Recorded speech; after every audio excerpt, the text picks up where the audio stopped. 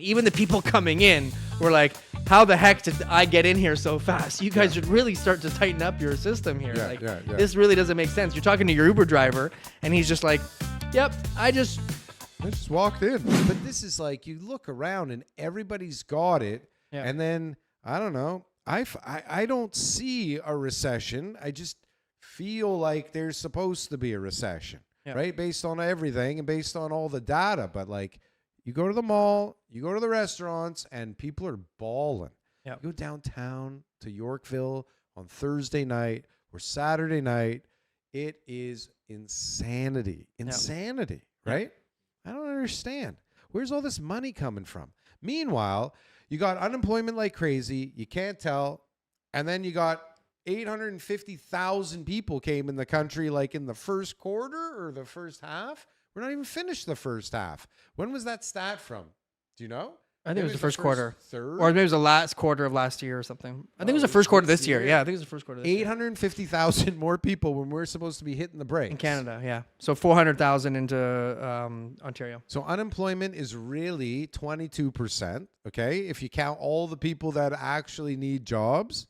The numbers are coming down, though. The immigration numbers are coming down. Also, when they talk about new people, it's also permanent residents. There's a lot of people who are going to be getting permanent residency who are already here. You're going to have a lot less of the irresponsible immigration that we had from 2020 to 2023.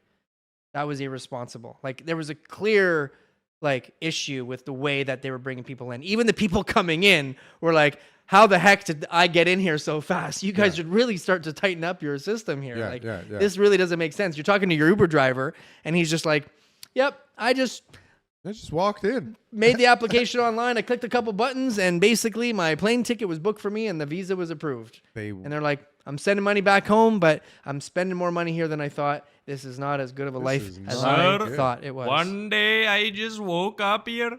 Now I drive Uber. Yep. Right? This is the way it goes. So no, and they're engineers, right? These are like professional people that come in. They're driving Ubers, and they're still here. And there's more coming. And unemployment is piling up, and nothing is selling, and nothing is getting built. How is this gonna end? Well, let's wrap up our show with this. Okay, our last topic of the day. Let's do it. We have one more topic. We're gonna ignore that question.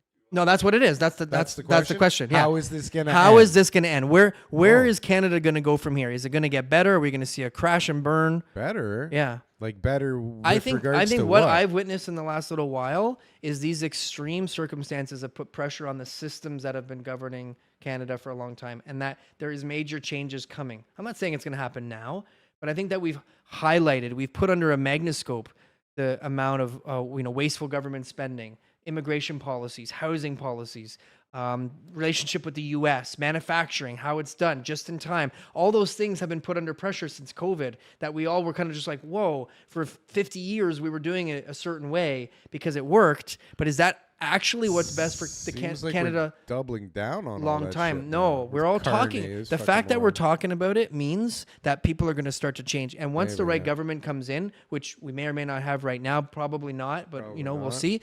Then those changes will start to come, and we'll actually have a better Canada. That's I think exactly what's going to happen. I think there's a lot of good that comes from these type of hard times, and hard times create hard men. Good men. And hard men create good times. Good times create crappy men. Weak men. Weak men create hard times.